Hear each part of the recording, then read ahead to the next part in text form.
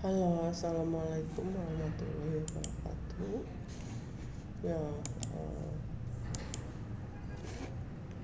pada kesempatan ini saya Marina Artiasa dari UNES Nusa Putra. Saya akan menyampaikan dengan materi AI di lautan, otak dibalik Mas ya. Jadi di sini transformasi kecerdasan buatan atau AI dalam navigasi maritim ya. Kebetulan saya diajak oleh Pak Alif untuk ikut webinar Maritim Autonomous Surface Ship ya, atau MAS gitu ya. Jadi terima kasih untuk pihak dari Pak Arif ya, Aryo, Pak Anang, semuanya ya yang tidak bisa saya sebutkan satu persatu karena sudah mengajak saya ya. Jadi CV saya tadi sudah diceritakan oleh moderator ya, terima kasih. Dan di sini saya akan menyampaikan tentang AI ya, bagian AI ya. Jadi evolusi navigasi yaitu dari manual ke AI ya. Jadi sekarang semuanya serba AI, termasuk kapal laut ya. Kapal laut ini di sini kalau kita lihat sini transformasi digital ya. Jadi pergeseran paradigma dari kapal tradisional yang bergantung pada intuisi manusia ke sistem otonom berbasis data ya.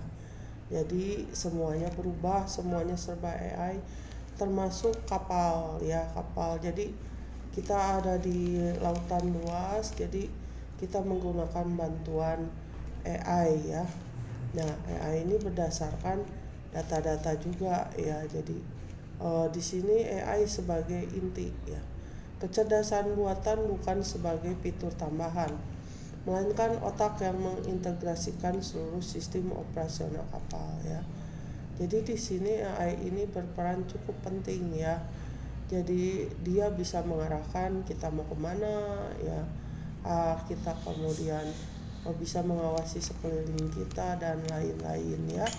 Jadi ini sangat berperan penting ya. Jadi bukan cuma fitur tambahan tapi dia juga ada sebagai otak ya. Di sini otonomi vs otomatisasi. Jadi artificial intelligence ya, atau kecerdasan buatan memungkinkan kapal untuk tidak hanya mengikuti perintah terprogram, tapi juga beradaptasi dengan situasi yang tak terduga ya. Jadi di tengah laut kan kita nggak tahu ya situasinya. Nah dia bisa menyesuaikan ya AI ini, bukan hanya mengikuti program ya. Visi masa depan menciptakan ekosistem maritim yang sepenuhnya cerdas, mandiri, dan bebas dari kesalahan manusia ya. Jadi di masa depan kita ingin menciptakan ekosistem maritim ya di kelautan ini. Jadi AI itu membantu kita ya. Jadi kalau manusia itu kadang lengah ya, ketiduran atau salah ukur atau salah lihat, salah apa. Tapi kalau AI itu kan presisi ya. Uh, Sekarang itu juga di laut juga bisa pakai satelit ya, pakai GPS ya. Jadi kita nggak usah khawatir. Jadi internet, berkat bantuan AI dan internet kita dan radar juga kita bisa ya. Nah di sini kita memakai apa yang dinamakan computer vision ya. Jadi computer vision ini mata digital kapal otonom. Jadi di sini computer vision ini sangat berperan penting ya. Jadi dia itu matanya dari komputer ya. Jadi membantu kita melihat ya. Nah, di sini ada deteksi objek real time ya. Jadi penggunaan convolutional neural network CNN ya, mungkin udah pada tahu ya, untuk mengidentifikasi kapal lain, rintangan dan tanda navigasi secara instan ya. Jadi kalau zaman dahulu kan nggak ada ya seperti ini. Seperti dulu kalau pernah nonton Titanic ya, dia itu nggak bisa lihat itu gunung es ya. Tapi kalau pakai ini ya, teknologi ini deteksi objek real time, kita bisa lihat di depan kita, di samping kita, di belakang kita ada apa gitu ya, secara langsung gitu ya. Kalau manusia mungkin ada kabut ada apa nggak bisa lihat, tapi kalau deteksi objek dia bisa ya. Terus analisis citra thermal, memastikan navigasi tetap aman di malam hari atau kabut tebal menggunakan sensor inframerah yang diproses oleh AI ya. Jadi pada situasi tertentu mungkin susah ya kalau mengandalkan penglihatan atau kamera. Tapi di sini ada analisis citra thermal ya. Jadi inframerah itu. Jadi walaupun ada kabut atau gelap gitu ya, dia masih bisa mendeteksi ya objek gitu ya. Terus klasifikasi target, AI atau artificial intelligence mampu membedakan antara kapal nelayan kecil, kapal kargo besar hingga puing-puing terapung dalam berbagai kondisi cahaya ya. Jadi dia bisa mengklasifikasikan objek-objek ya. Terus segmentasi semantik, dia bisa memetakan batas perairan dan area aman navigasi secara dinamis berdasarkan input visual langsung dari kamera kapal ya. Nah, di sini menarik sekali ya. Jadi pemetaan gitu ya. Jadi input visual langsung dari kamera kapal. Canggih sekali ya. Terus sensor fusion, kesadaran situasional 360 derajat. Nah, kita bisa lihat di sini ya dari gambar bahwa dia tuh menggunakan banyak sekali ya sensor untuk membantu ya. Di sini ada integrasi multisensor, menggabungkan data dari radar ya, lidar, kamera dan AIS untuk menghilangkan blind spot secara total ya. Jadi dia menggunakan berbagai macam ya. Jadi nggak akan ada yang kelewatan gitu ya. Jadi teknologi sekarang itu canggih ya. Kalman filtering dan AI ya. Jadi ini algoritma canggih untuk menyaring gangguan atau noise dan memberikan estimasi posisi serta kecepatan objek yang presisi ya. Jadi di sini kalau zaman dulu kan manual ya. Kalau sekarang tuh kita bisa menyaring gangguan ya. Jadi posisinya juga dan kecepatannya bisa pas ya. Terus redundansi sistem. Jika satu sensor gagal, AI secara otomatis mengandalkan input dari sensor lain untuk menjaga keselamatan navigasi ya. Jadi di sini kita kenapa pakai banyak sensor? Karena kalau satu sensor gagal ya inputnya, bisa mengandalkan yang lain. Terus pemahaman lingkungan, menciptakan model lingkungan 3D yang komprehensif di sekitar kapal untuk pengambilan keputusan yang lebih cerdas ya. Jadi insya Allah sangat membantu ya. Terus deep reinforcement learning, navigasi cerdas ya. Ada kepatuhan Colrex ya. Di sini melatih agen AI untuk mematuhi aturan internasional pencegahan tubrukan di laut secara otomatis ya. Jadi kadang-kadang karena kabut atau apa kita nggak bisa lihat ya kalau malam. Tapi di sini sekarang ada namanya agen AI ya. Jadi dia bisa menghindarkan tubrukan di laut ya. Ya, pengambilan keputusan berbasis etika navigasi untuk interaksi aman dengan kapal berawak maupun otonom lainnya ya. Terus path planning dinamis, kalkulasi rute teraman secara real time saat mendeteksi rintangan statis maupun dinamis di jalur pelayaran ya. Jadi laut itu luas sekali ya. Jadi nggak seperti kita ada jalan-jalan atau apa. Di laut itu kita harus tahu kalkulasi rutenya gimana. Jadi sekarang AI sangat membantu sekali ya. Kalau dulu kan mengandalkan navigator ya, orang itu bisa salah ya karena di laut itu susah menentukannya ya, tapi kalau pakai AI dia nanti ada sebangsa petanya ya, nanti dia kasih perhitungan, oh bisa lewat ini, nah nanti kapalnya itu mengikuti peta yang ada di ini ya, kalau aplikasi gitu ya. Terus optimasi lintasan yang meminimalkan perubahan arah tajam untuk menjaga stabilitas kapal dan efisiensi energi ya. Jadi dinamis ya. Terus ada simulasi skenario ekstrim.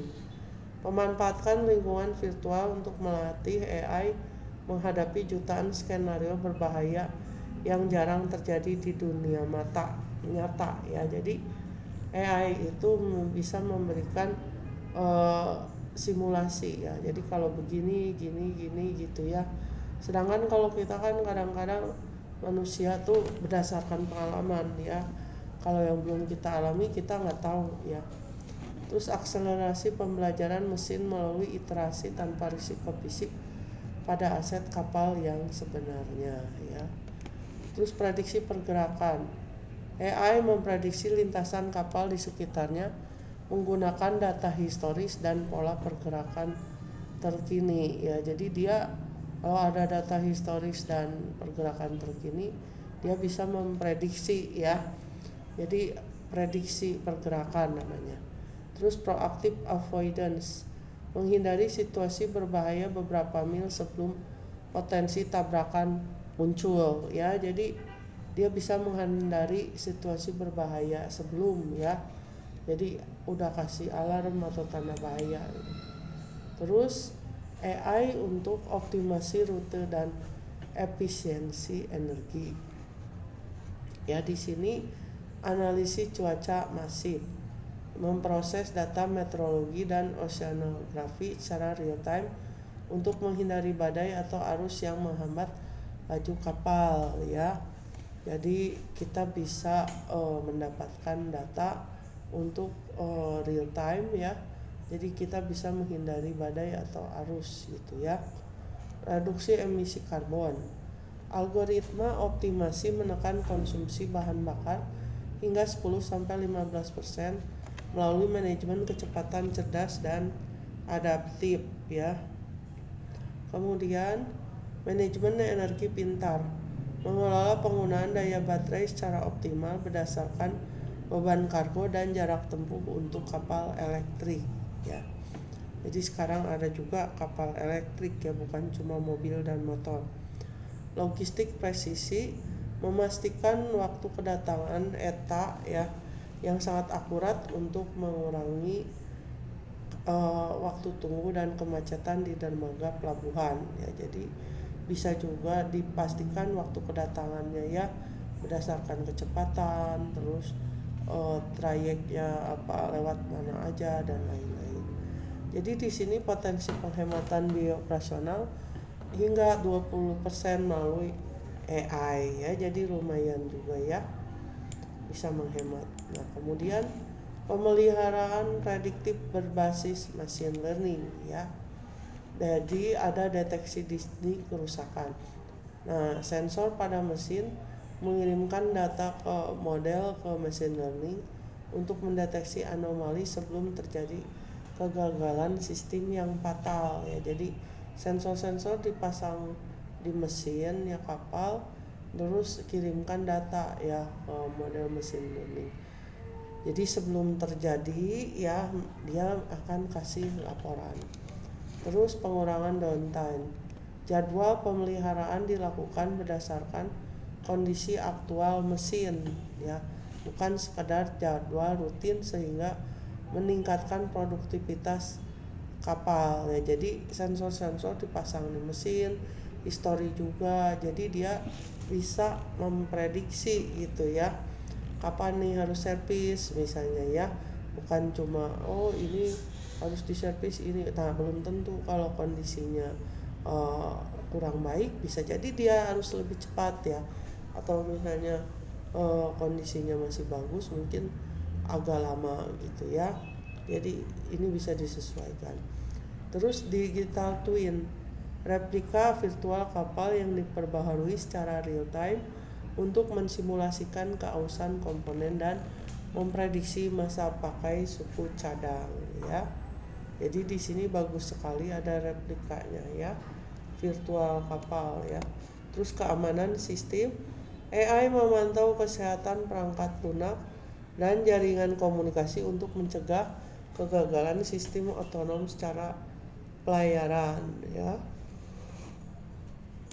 Nah, ini keamanan cyber ya, untuk melindungi otak AI. Jadi di cyber security ini sangat penting ya, terutama di sini kan memakai artificial intelligence ya. Di sini ada anomaly detection ya.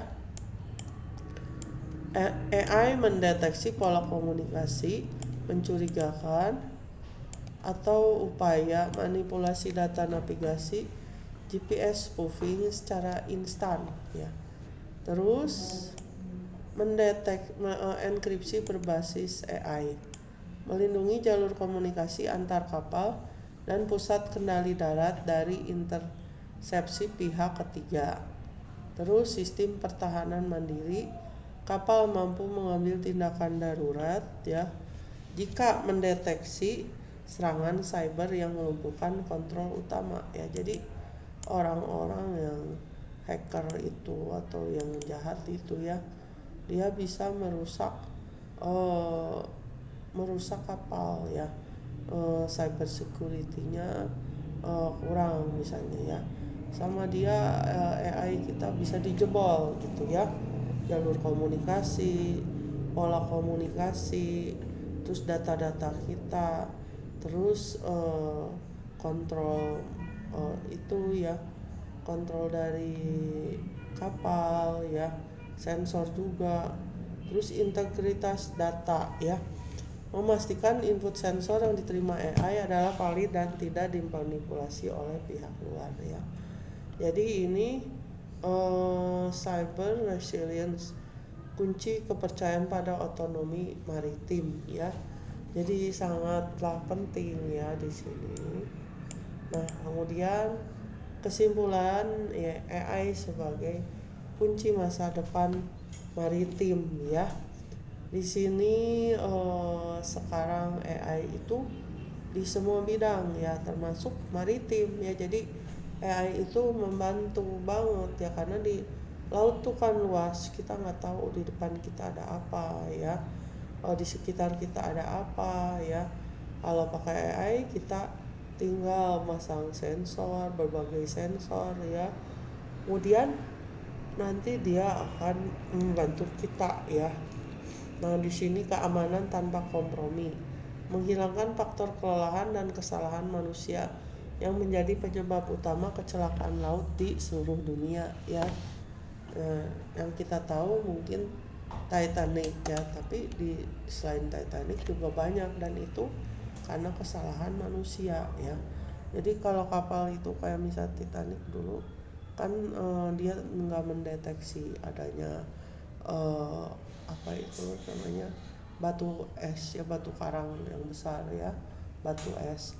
Nah, itu kalau sama AI itu ketahuan, tapi dulu kan belum ada AI ya. Jadi akhirnya kapal yang dibilang kapal paling apa ya, kuat di dunia saat itu akhirnya kan tenggelam juga ya, karena manusia itu terbatas ya. Jadi kapalnya itu kena gunung es, terus kena ke bawah mesin, terus dia nggak bisa gitu ya, jadi rusak dan akhirnya tenggelam ya. Terus efisiensi tanpa batas, transformasi menuju industri maritim yang lebih hijau, lebih cepat dan lebih ekonomis melalui optimasi berbasis data ya. Jadi di sini sekarang industri maritim juga ya, kelautan bisa meningkatkan efisiensi ya. Jadi polusi juga berkurang, lebih cepat dan lebih ekonomis ya. Jadi dia optimasi berbasis data. Terus kolaborasi manusia dengan AI, peran manusia bergeser menjadi pengawas strategis, sementara AI menangani operasional teknis yang kompleks secara mandiri ya. Jadi tetap harus kolaborasi dengan manusia, cuma manusia sekarang jadi pengawas ya. AI yang menangani operasional teknis yang kompleks secara mandiri. Kemudian siap berlayar ya. Jadi AI telah matang, siap diimplementasikan seperti yang tadi kita ceritakan. Kini saatnya regulasi global menyambut revolusi otonomi ini ya. Jadi kita bakal banyak dibantu oleh AI ya. Jadi bisa menghindari kecelakaan ya, lebih efisien ya. Terus keamanan juga ya. Jadi harus benar-benar diterapkan.